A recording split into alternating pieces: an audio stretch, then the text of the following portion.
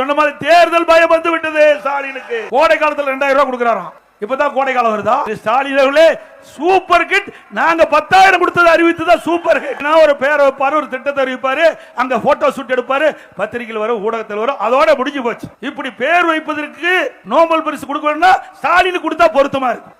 இன்றைக்கு ஸ்டாலின் பேசுறார். அவரு 5000 ரூபாய் அறிவிச்சதுனாலதான் அது இன்றைக்கு நாட்டில் சூப்பர் ஹிட் ஆயிட்டு தான். 5000 ரூபாய் அறிவிச்சது சூப்பர் ஹிட். எப்படி அறிவிச்சாங்க?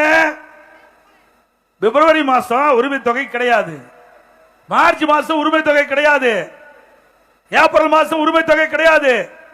அந்த 3 மாத உரிமை தொகையை சேர்த்து கோடை காலம் 2000 ரூபாய் 5000 ரூபாய் கொடுத்திருக்கிறார். எதுக்கு? சொன்ன மாதிரி தேர்தல் பயம் வந்து விட்டது ஸ்டாலினுக்கு. இந்த அறிவிப்பு மூலமாக தேர்தல் பயத்தை அவர் வெளிச்ச போட்டு காட்டிட்டார். சிந்திச்சு பாருங்க. ஏன்னா ஒவ்வொரு மாதமும் கிடைக்க வேண்டிய தொகையை முன்பணமா கொடுக்கிறார், அவ்வளவுதான். இவர் அறிவிச்சாலும் அறிவிக்காவிட்டாலும் ஆன்கோயிங் ஸ்கீம், தொடர்ந்து நடைமுறைப்படுத்துகின்ற திட்டம் அது செயல்படுக்கும். இவர் அறிவிக்கலாலும் பிப்ரவரி மாசம் அந்த உரிமை தொகை அந்த மக்களுக்கு போய் கிடைக்கும், மார்ச் மாசம் அந்த உரிமை தொகை அந்த மக்களுக்கு போய் கிடைக்கும்.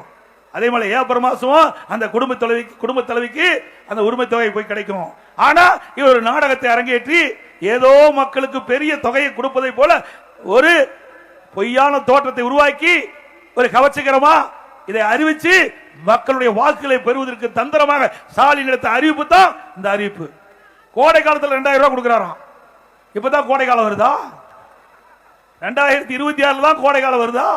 இந்த ஆட்சி பொறுப்பேற்று 22வது வருஷம் கோடை காலம் வந்தது, 23வது வருஷம் கோடை காலம், 24வது வருஷம் கோடை காலம், 25வது வருடம் கோடை காலம். இந்த கோடை காலத்தெல்லாம் மக்களை பற்றி கவலைப்படாத முதலமைச்சர் இன்றைய தினம் தேர்தல் வந்த காரணத்தினால இந்த கோடையில் இருக்கின்ற மக்களுக்கு இந்த கோடை நிதியை கொடுத்திருக்கிறார். எவ்வளவு தந்திரம் பாருங்க. அதான் சூப்பர் ஹிட்டாம்.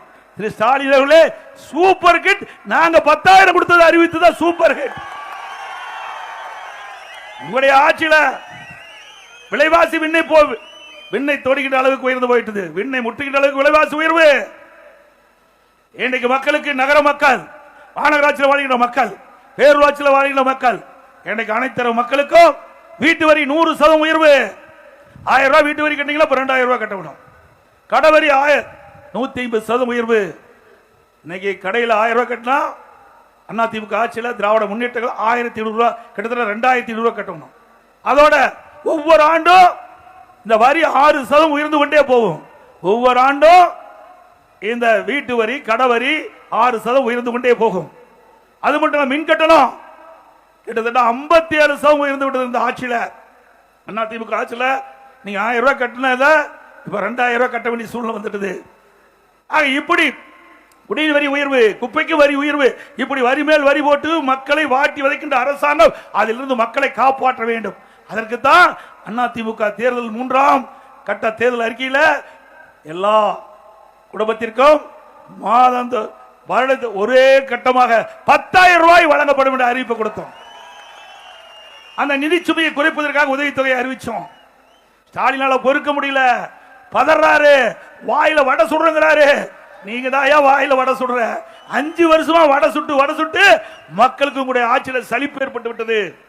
5 ஆண்டுல எத்தனை பேர் வச்சிருக்கிற? கொஞ்சம் நஞ்ச பேர் இல்லைங்க, அவ்வளவு பேர்.